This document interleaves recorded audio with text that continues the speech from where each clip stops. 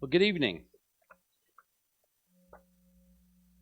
I've been looking forward to this for a long time and glad to be with you. Ever since last Tuesday, this has been on my mind a lot. It is really nice to rejoin you all. Amanda and I and our children have been through here and worshiped with you on different occasions, and we're so grateful for the work that you do here. The topic for tonight is joy.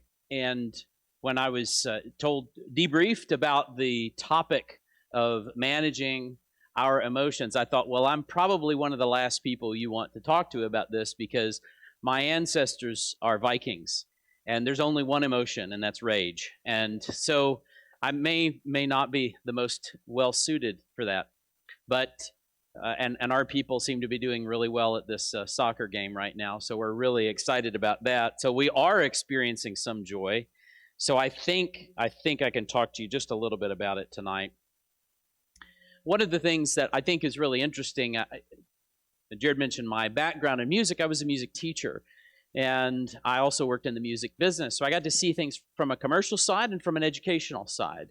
And over the years, my wife and I developed a summer camp for kids where they come and learn about music. And so music has been something that has surrounded our lives. And one of the things that we have found about ourselves is that we're a bit odd. When my kids go to other people's houses, they'll ask them, "Where's the music?" And the family says, "Well, this is home. We're not necessarily turning up the stereo and playing all the time, because in my home and in our car, it's constant music. It is all the time. It's just what we do. We sing constantly." And so when people ride with us, they're a little bit taken back because they're not accustomed to. I always picture the Muppets scene, where they're all driving down the road and all singing together, and that's very normal for us. Singing has become a part of our lives in a very real way. And I'd love to think that's simply because I'm just so joyful. But that's not always the case. And while singing is often associated with joy, just as James said, let him who is cheerful sing songs, that is not the only way we express our joy. But tonight, we are going to express our joy, at least some in song. And so I look forward to that with you tonight. We're in Psalm 33. So I'm going to invite you to that psalm tonight as we consider singing for joy. Singing for joy. So I want you to read Psalm 33 along with me, please. Just listen, and I'll be reading from the ESV. Shout for joy to the Lord, O you righteous. Praise befits the upright. Give thanks to the Lord with the lyre. Make melody to him with the harp of 10 strings. Sing to him a new song. Play skillfully on the strings with loud shouts. For the word of the Lord is upright, and all his work is done in faithfulness. He loves righteousness and justice. The earth is full of the steadfast love of the Lord. By the word of the Lord the heavens were made, and by the breath of his mouth all their host. He gathers the waters of the sea as a heap. He puts the deeps in storehouses. Let all the earth fear the Lord. Let all the inhabitants of the world stand in awe of him. For he spoke, and it came to be. He commanded, and it stood still. It stood firm. The Lord brings counsel of the nations to nothing. He frustrates the plans of the peoples. The counsel of the Lord stands forever, the plans of his heart to all generations. Blessed is the nation whose God is the Lord, the people whom he has chosen as his heritage. The Lord looks down from heaven. He sees all the children of man. From where he sits enthroned, he looks out on all the inhabitants of the earth, he who fashions the hearts of them all and observes all their deeds. The king is not saved by his great army. A warrior is not delivered by his great strength. The war horse is a false hope for salvation, and by its great might it cannot rescue. Behold, the eye of the Lord is on those who fear him, on those who hope in his steadfast love, that he may deliver their soul from death and keep them alive in famine. Our soul waits for the Lord. He is our help and our shield. For our heart is glad in him, because we trust in his holy name. Let your steadfast love, O Lord, be upon us, even as we hope in you. Amen. The Psalms are not simply human musings set to music. I mentioned that I am a musician and that I've worked in music, but you do not want me setting things to music. I'm not that guy. They are the music that we find in the Psalms is divine poetry within a covenant relationship. It's not just me feeling away and having a hook in songwriting, is what we call it, that I can just write down and sit down and write a song. This is written by covenant people for covenant worship. And when we read a psalm, we're not looking as this was forensic evidence in a courtroom. Sometimes people read the Psalms as ways to prove something, perhaps a scientific point. That's really an inappropriate use of a psalm. A psalm is a song. It is an expression. Now, it's an expression of faith and covenant, but it's meant not simply to be this forensic laboratory setting in which we understand it. We need to remind ourselves of the nature of spiritual expression and what it's meant to do. It's very powerful, but it's not to be used in the way that other scriptures might be used.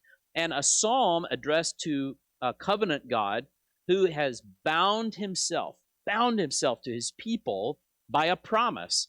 And that's really what's underneath all the Psalms. So regardless of whoever the psalmist was, whether it's David or Solomon or Moses or the sons of Korah, these all rest on God's promise, not simply an emotion. Now, they express emotion, but they're not built on those things. You know, a breakup song can rest on a premise as well. You know, there are songs of divorce that people sing about all the time. There's this relationship that's broken up, but the promise made between two people, and they break their promises all the time. We know this. Our word is inconsistent. It shouldn't be, but it is. And God is not that way. And so Psalms are not like, even the laments are not like breakup songs. And so the reason I'm telling you this tonight is because our expression of joy, the emotion of joy, is not simply about being happy and singing a song. There's actually some interesting studies happening right now about why is it that people sing sad songs when they're sad. Have you ever thought about that? How odd that is that we sing sad songs when we're sad? And there's not really an answer as to why. Maybe it's because we're able to relate to the emotion in a way that we weren't. It validates us. We don't know. But we do like to sing sad songs when we are feeling that emotion. But I think when we come to the Psalms, it's not simply to express sadness or joy in this case. And I want to tell you that's why song selection matters so much in a congregation. It's why it's such an important teaching tool. You know, when we get up to sing songs, it's not simply checking off a worship list box. This is something we do that teaches, it instructs, and we do it time and time again. Those of you who have been Christians for decades, you may have sung some of the songs that we're going to sing tonight for a long time. And you know what? It's formed in you something, or at least it should have. And hopefully it's something very positive. And so when we select our songs as song leaders, we need to be mindful of that. What we sing repeatedly is not neutral. It's not just an old song that we've sung in the past, and if we're introducing new songs, it's not just a new song. I encourage you to think about song selection as faithfulness, not simply a matter of old versus new, which is really important for our expression of joy tonight, because when we are expressing our joy, we're coming to it under the premise of God's promise, not simply a feeling. And all these songs that we'll sing tonight are shaping us, and that's good, but let's be aware of it. Now, there's a really interesting thing here about Psalm 33. You'll notice something missing if you look in your text. There's something not there that was at the beginning of Psalm 32. Do you recognize what's not there? It's a superscription. So at the beginning of 32, it says, a maskil of David. All right? There's nothing like that in Psalm 33. These two psalms I don't think are related. There are some people that think that there might have been a conjoining of those two at some point for some reason. We don't know why. They were dropped right next to each other. But I do think there might be a reason why. And I think if you look at the very end of Psalm 32, going into Psalm 33, perhaps this was an editorial choice that someone made at some point to connect the two. So let's read that. It says, "Be glad in the Lord and rejoice, O righteous, and shout for joy, all you upright in heart." And then, "Shout for joy in the Lord, O you righteous." Praise befits the upright. Psalm 32:11 closes with that verse. And then Psalm 33 opens in a very similar way. And I wonder why that might be. I can only surmise because I don't know for certain. But I think First Peter gives us a little bit of a sense of that, is that the church is called a chosen race, a royal priesthood, a holy nation, and a people for his own possession.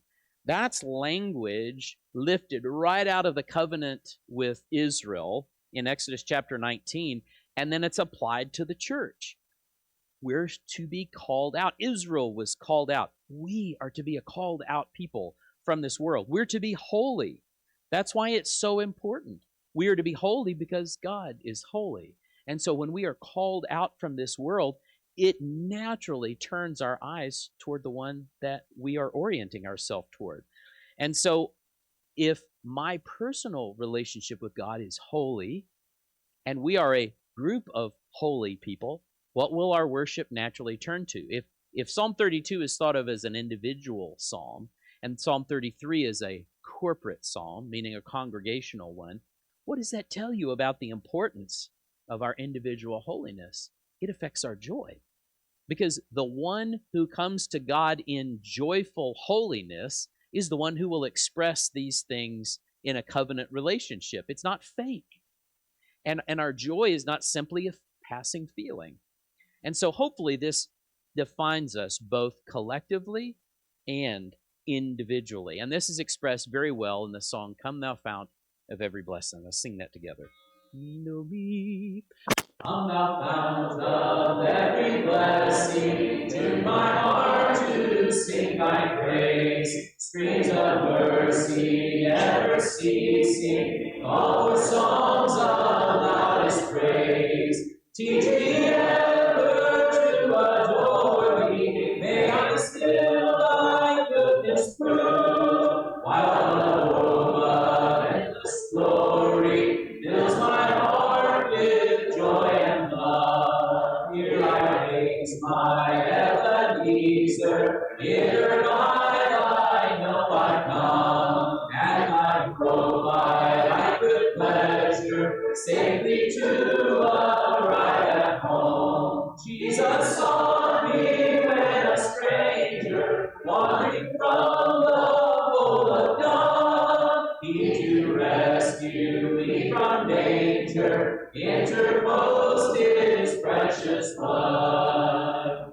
Oh, to grace, how great a debtor daily I'm constrained to be. Let thy goodness, like a feather, bind my wandering heart to thee. Never let me wander from thee, never leave the God I love. Here's my heart, oh, take and seal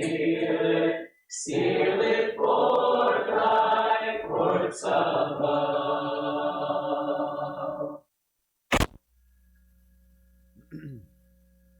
So now I want to turn our attention to the verses 1 through 3, which in some ways act like an instruction about how to sing the song. And I don't think this was uncommon in ancient poetry for there to be some instructions about how one was to sing a particular song. We understand this. You know the old Isley Brothers song, "Shout." You know, they directly tell the listener a little bit softer now, a little bit softer now, a little bit louder now. We have instructions like this in our songs, you know, all the time. And it's actually a part of the lyric itself. Verses 2 and 3, though, give us some first expressions of instruments. It's actually the first explicit in the text verse about instruments in the Psalms. It's not the last, but it is the first. And this reinforced the worship instructions that had already been given to the Israelites in Chronicles. They were specifically told to use these things. And I think under the new covenant, we're not really disrupting anything to read these verses. I think it can be a little bit jarring to those of us who believe that the voice is God's prime way that he asks of us to offer musical worship. And so I don't think we're doing any disservice to ourselves by reading these things any more than we read about animal sacrifices in the Old Testament and don't do them today. We also can read about instruments in the Old Testament and not use them in our worship today either. This is all the old law, and all its parts pointed to something new. Reading those words simply reminds us that mechanical instruments were simply a shadow of what was to come. And under the law, sacrifices further were transformed into smoke on the altar. You think about the states of matter, and something being burned up is changing from something physical in the sense that it's a solid into a gas that rises into the air, a smoke. In the same way, our hearts are the new altars upon which words are carried by the breath upwards to God. This is the New Testament altar upon which the sacrifices are given. Hebrews chapter 13, verses 15. This is the fruit of lips that acknowledge his name. That's what we're doing. So I hope you understand that a little bit as we look at Old Testament poetry like this. It's a beautiful expression of Psalms. We don't need to shy away from them. And also, the word new song does not mean something that's unfamiliar. I think it means something that's fresh. Like in Ecclesiastes, when it says your mercies are new every morning, that's the idea. These are the instructions that this song about joy is to be sung with. Also, one that I always find interesting is that skill is mentioned in verse 3. He says, play skillfully on the strings. It's not a demand for professional polish, all right? But skilled singers, skilled worshipers are the ones who are appropriately and adequately able to express themselves righteously, wholly before the Lord. So I don't think it's acceptable. I don't think it was acceptable then, and I don't think it's acceptable now for us to simply approach worship in such a casual format that, well, we don't know much about it and we don't plan to because that's not my thing. Folks, we are all priests of the new covenant, and what we offer from these lips, from our heart that is lifted upward, matters to God. Therefore, we should think about the skill with which we offer. That doesn't mean that you should be a professional singer, but the joyfulness that with which we express those words should matter. So I think we need to ask ourselves tonight, are we skilled at joy? How skilled are you at expressing joy before God? Maybe you've had a difficult life. Many people have. And they say, well, I'm not very practiced in that. Well, if you're here, there's something about your life that's gone awfully well. And you should be, as you grow in your faith, able to express that joy with more and more skill. It's so important for us to understand that. And I think the song, O Worship the King, is a wonderful example of how some instructions, like in the Psalms, are also listed in the lyrics. So I hope you'll pay attention to that as we sing this amazing song of praise about joy in the worship of God. O worship the King, all glorious above, and gratefully sing his wonderful love. Archfield and defender, the ancient of days, pavilion in splendor, and girded with praise. Thy bountiful care, what tongue can recite? It breathes in the air, it shines in the light. It springs from the hills, it descends to the plain, and speedily distills in the dew and the rain. Frail children of dust and feeble as frail, in thee do we trust, nor find thee to fail. Thy mercies how tender, how firm to the end. Our Maker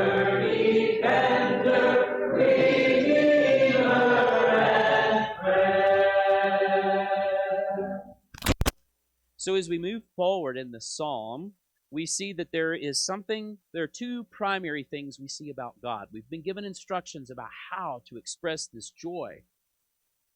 But it's not simply joy to be joyful. It's not happy because of my circumstances. Remember, Psalms are written under a covenant with that premise.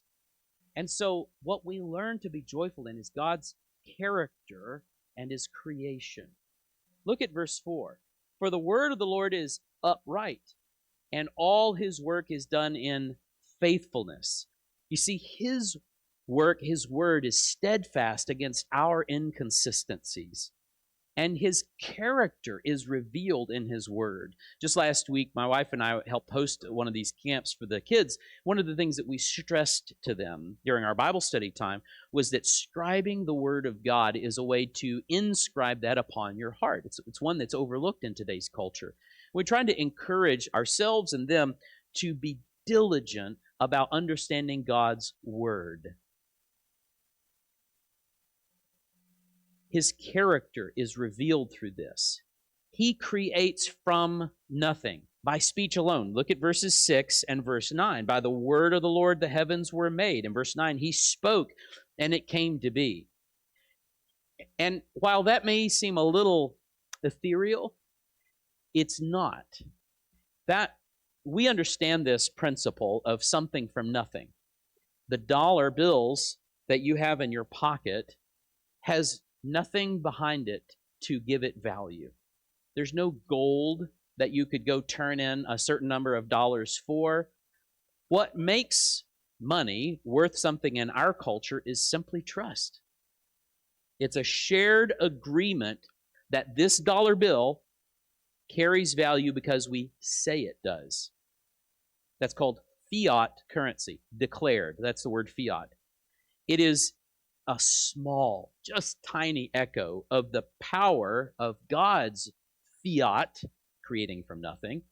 He speaks, and it is.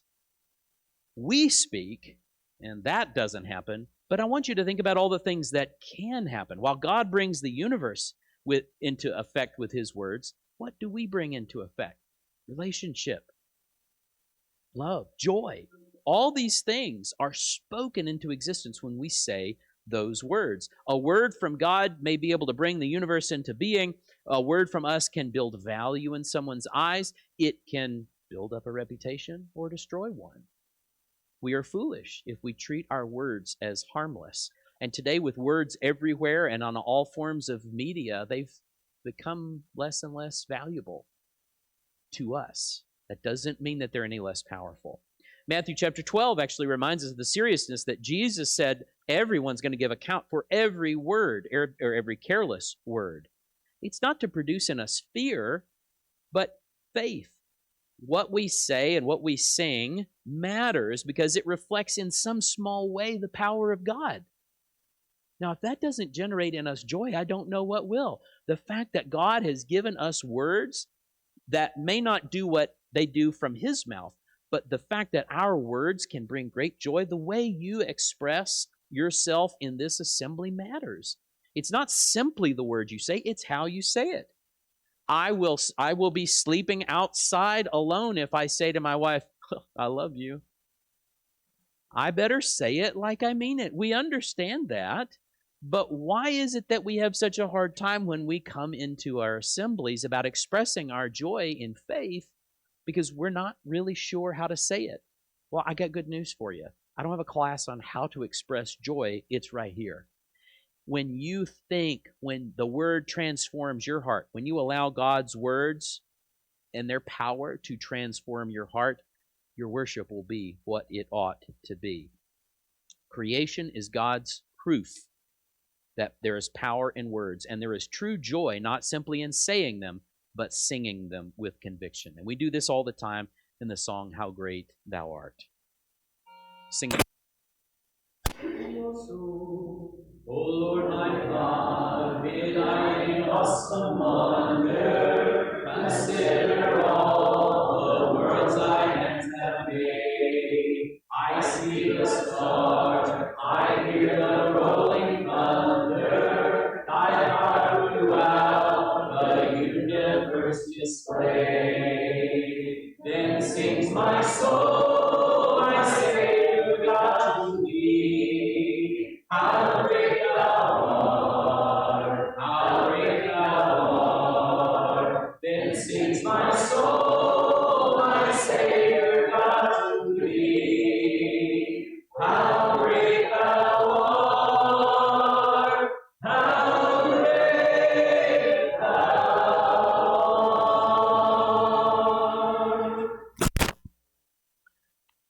So we find joy in expressing God's character through his creation, but we also see his character in his chosen people. Verses 10 through 12. The Lord brings counsel of the nations to nothing. He frustrates the plans of the people.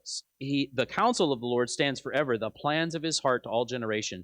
Blessed is the nation whose God is the Lord, the people whom he has chosen as his heritage. There's a lot about planning and strategy in this, and I happen to love that kind of stuff. But to a lot of people, it's very boring, and I understand it. I tease my kids all the time. I say, you probably don't want to come with me. I'm probably going to be listening to the Wall Street Journal, and that's just a good way to put them to sleep. But I love finding things that are about the overall strategy. Boring, but I enjoy it for whatever reason. God has a strategy, he has a plan, and he has never not had a plan. And unlike our human plans that fail all the time, I changed my plans 3 times just today. And I was not exactly sure how tonight was going to end up or what time I was going to be arriving, but God knows all these things in advance in the way that he orders the world. And then verse 12, and so permanence, I want to say this. Permanence is a part of his character. Inconsistency is a part of ours. I find great joy and peace in knowing that my God is permanent because I am not. Verse 12 turns that joy into the being of God's people. Israel could not claim that their status was theirs because they earned it, nor can we.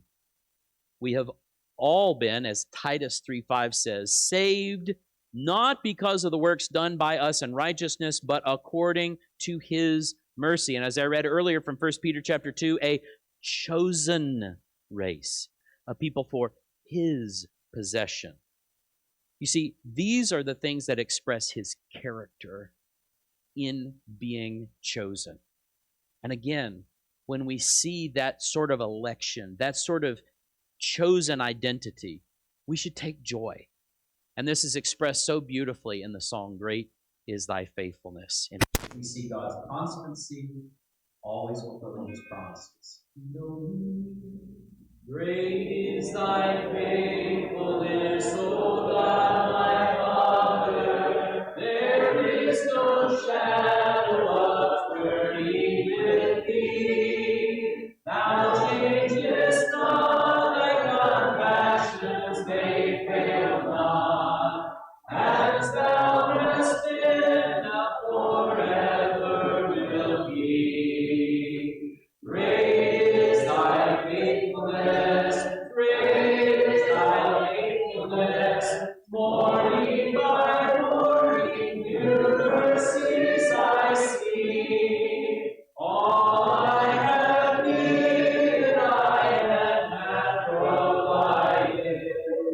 Great is thy faithfulness, Lord, unto me. Summer and winter and springtime and harvest, sun, moon, and stars in their courses above, join with all nature in manifold witness to thy great faithfulness, mercy, and love. Great is thy faithfulness, great is thy faithfulness. Morning by morning, new mercies I see. All I have needed, thy hand hath provided. Great is thy faithfulness, Lord, unto me.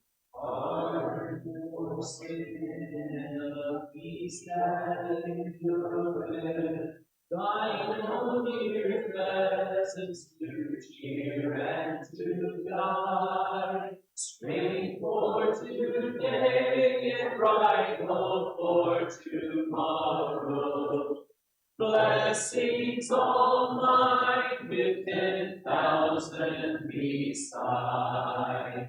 Great is thy faithfulness, great morning by morning, new mercies I see. All I have needed, thy hand hath provided. Great is thy faithfulness, Lord, unto me. The song was written over 100 years ago, and yet it expresses the same thing that these psalms were written over 3,000 years ago in some cases. Our God does not change. In verses 13 through 15, again, more powerful expressions about this visionary God of all the nations. We've learned about his character, and we've seen how important that his word is and how important his creation is to understanding his character.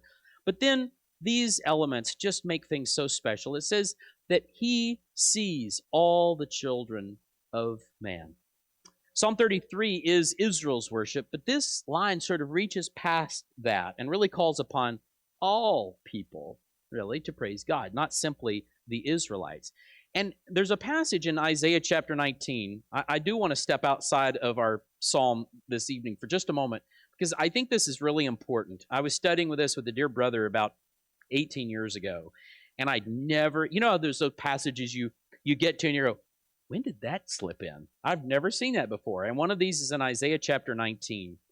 We were going through the book of Isaiah together, and we got to this chapter, and I thought, I just don't recall this being here, but it has stuck with me now for 18 years, and I just won't forget this. Here, Isaiah, obviously is prophesying, trying to bring back a very stubborn Israel. But again, God is prophesying because he is in covenant relationship with these people that are not listening. And it's so easy to just think about the Israelites. And today it's easy to think about those of us who are in the church. And those are important, so I'm not downplaying those. But what I want you to remember is that this is a God of all people, and he wants to be in relationship with all people. Read what he says in verse 24 of chapter 19. In that day, Israel will be the third with Egypt and Assyria, a blessing in the midst of the earth, whom the Lord of hosts has blessed, saying, Blessed be Egypt, my people, and Assyria, the work of my hands, and Israel, my inheritance. What a beautiful passage here. Assyria, the work of my hands, Israel, heritage. It does not change the covenant that God was in with the Israelites, but it reminds them in this prophecy that God has a desire for all nations to worship him. Ephesians chapter 2, verses 13 through 19, Paul talks about those who are far off being brought near by the blood of Christ. In Galatians chapter 3, verse 28, we are all one in Christ. And what Isaiah 19 foreshadows, Christ fulfills. This is what's revealed about God's character. Now, what happens when you feel seen? Continuing on in this, what happens when you feel seen by someone? Maybe a prominent person thanks you for your contributions. Someone stands up in an assembly and says, I want to thank so-and-so for what they did. How does that make you feel? Validated, right? And valuable. Notice God's vision. Look at the different words there. He sees and he observes. When we work according to God's plan, it's not going unnoticed. 1 Corinthians chapter 15, verse 58 says, Be steadfast, immovable, always abounding in the work of the Lord, knowing that in the Lord your labor is not in vain. No matter where you are in your life right now, if you're raising kids and it's really hard, if you're serving friends, if you're helping the church, if you're in the community doing things, when you are doing the work of the Lord, it is not going unnoticed. He sees you. And what we must learn in our joyful expression is that God sees us as well. Our labor is not in vain, and we can find joy in that. Verses 16 through 19. His might is seen in rescue, not in conquest. Look at verses 16 and 17. What is the overarching theme of those verses? It's military. He's making the point really plain. Ultimate power in God's world is not about conquest, but it's rescue. This mirrors God's relationship with Israel. How did he establish his relationship with Israel? Did he go blow all the rest of the nations away? No. He rescued them from their captors. God has always wanted to be seen as a rescuer. Behold, the eye of the Lord is on those who fear him. It just restates the center of the psalm here. God sees, and his seeing moves us toward being delivered. Find joy in that. It may not be right now. It may not feel like deliverance, but we have to believe that he will in time. That's how we learn to find joy, is that we have faith that he is moving us toward that. God's character as a rescue should give us opportunity for great joy. Think about your own life. Have you seen him deliver you in any circumstance? I don't mean from difficult circumstances. I mean through difficult circumstances. That's what he wants for you, is to deliver you from sin so that he can storm the castle in 2 Corinthians chapter 10, the strongholds. For our weapons of our warfare are not of the flesh, but are the divine power to destroy strongholds. 2 Corinthians chapter 10, verse 4. That's the power of God. He is able to deliver us. So, 'tis the grandest theme through the ages rung, 'tis the grandest theme for a mortal tongue, 'tis the grandest theme that the world e'er sung. Our God is able to deliver thee, he is able to deliver thee, he is able to deliver thee. Though I sin of rest, go to him for rest. Our God is able to deliver thee. 'Tis the grandest thing, let the tidings roll to the guilty heart, to the sinful soul. Look to God in faith, he will make thee whole. Our God is able to deliver thee. He is able to deliver thee. He is able to deliver thee. Though I sin oppressed, go to him for rest. Our God is able to deliver thee. Thank you for singing that song with me. I don't remember the last time I sang that song. I always love pulling those out because some of the songs that we've been singing for a long time express beautifully these wonderful sentiments. And I also want to encourage you, don't be afraid of newly formed songs that also express these timeless truths, because the songs that we've always sung will not always be the songs that are sung. Amazing Grace was a new song at some point. So I think we have to learn how to find faithful expressions or truly joyful expressions.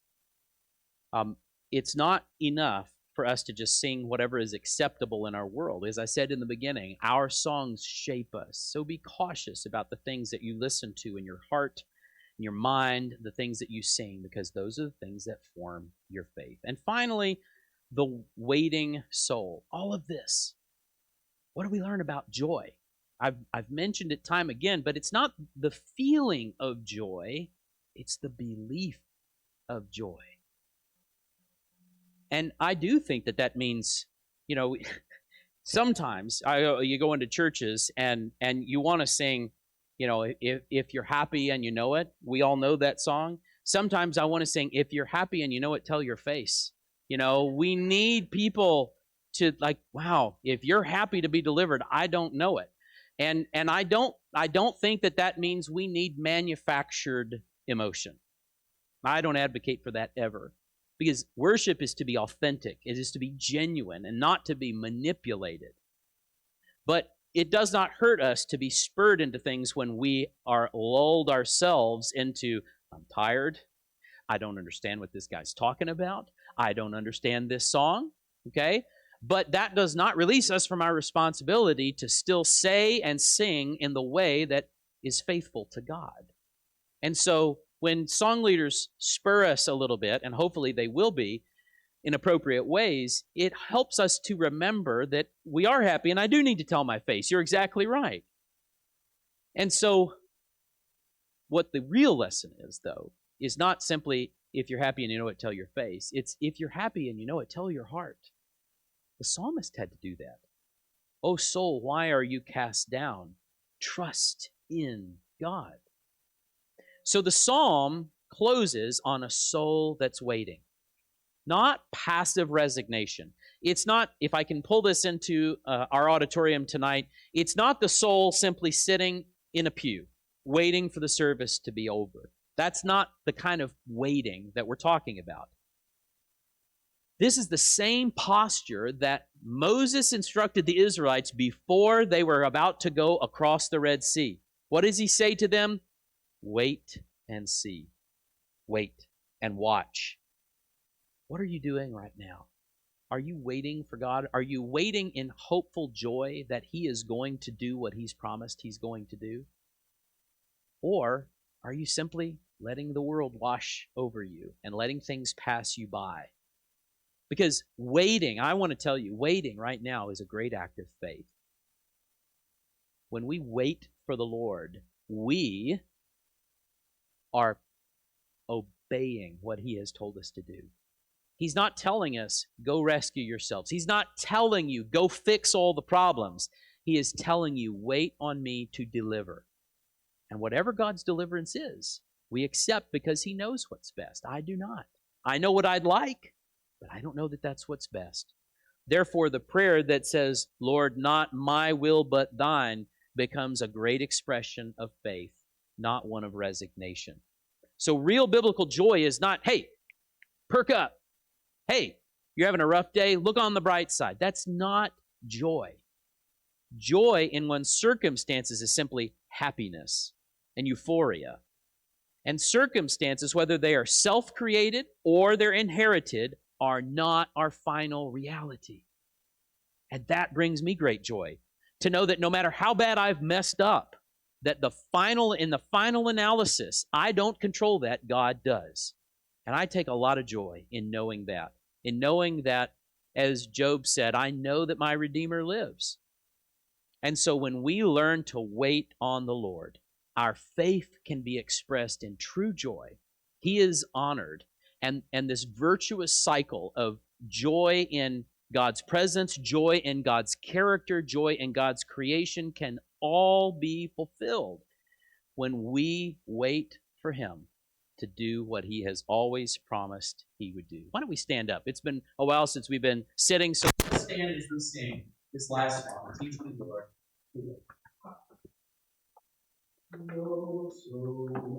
Teach me, Lord, to wait right down on my knees, till your own good time you answer my pleas.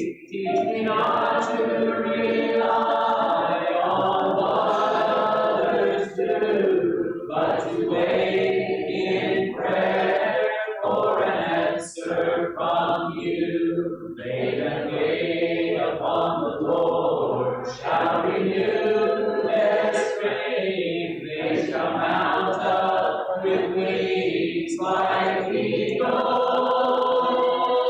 They shall run and not be weary. They shall walk and not faint. Teach me, Lord. Teach me, Lord, to wait. Teach me, Lord, to wait. My hearts are aflame. Let me humble my pride and call on your name. Keep my faith renewed, my eyes on thee. Let me be on this earth what you want me to be. They that wait upon the Lord shall renew their strength. They shall mount with wings like eagles. They shall run and not be weary. They shall walk and not faint. Teach me, Lord. Teach me, Lord, to pray.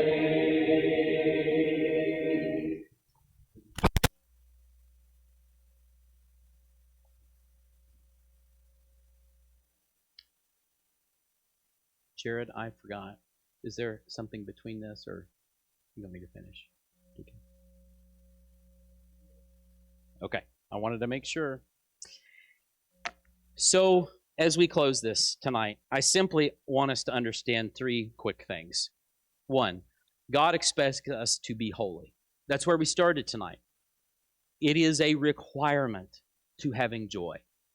And I can speak from personal experience in my own life and in those whom I love. When we have been least joyful, it's when we're least holy. It is imperative that God's people remain separated, called out from this world, so that not so that we can be standoffish, we welcome all, but we reflect God to the world. And if we look like the world, there's nothing different about us. If in our speech, in what we consume, both in terms of what we take into our bodies, but also what we take in through our eyes, if it looks all the same as everybody else's, I don't know how we'll ever show them something different. So personal holiness is a requirement in order to understand joy. Two, as we live lives in holiness, we see Him more. As you live a life of holiness, you will begin to see Him more in His creation, and you will see Him more in His character as it is manifested in your life. You will see more kindness. You will see more joy, because He is a God of joy. In fact, Nehemiah talks about this. It's a wonderful passage. The only place in the Bible I can find where it says God sings over His people. God is a God of joy, and He wants to sing over you. But in order to do that, in order to learn the song that we should be singing to Him, we must live holy as we see Him more in our lives. And three, that seeing Him in our lives produces joy, which is genuine relationship with God.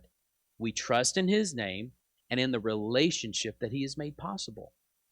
Now, if you can come up with other things that are joyful, that's great, but I think this is the sort of crux of the matter. When we abide in His Word, when we walk in His character, when we live in holiness, as we are called to do in Psalm 33, we will live joyfully. It will go so far beyond the passing feelings of today and extend into every part of our lives. And if you ever thought, I want to do something for somebody else, well, let me tell you right now, if you live joyfully the way that we've studied tonight, you'll be doing one of the greatest services that you could do for this body here that meets and for the community that is around you. Live joyfully. And that is how we can make a difference in our lives. Tonight, I'm going to pass over this last song, but I do want you to remember this. Thou and thou only first in my heart, high King of heaven, my treasure thou art. High King of heaven, when victory is won, may I reach heaven's joys, O bright heaven's sun. Heart of my heart, whatever befall, still be my vision, O ruler of all. When you have that vision, your life will be joyful. If you need joy in your life, you need to confess Him, you need to wait for Him and be baptized into His name, or you just need to confess sin or despair in your life and be brought back into full joy, we invite you to come while we stand and sing this song.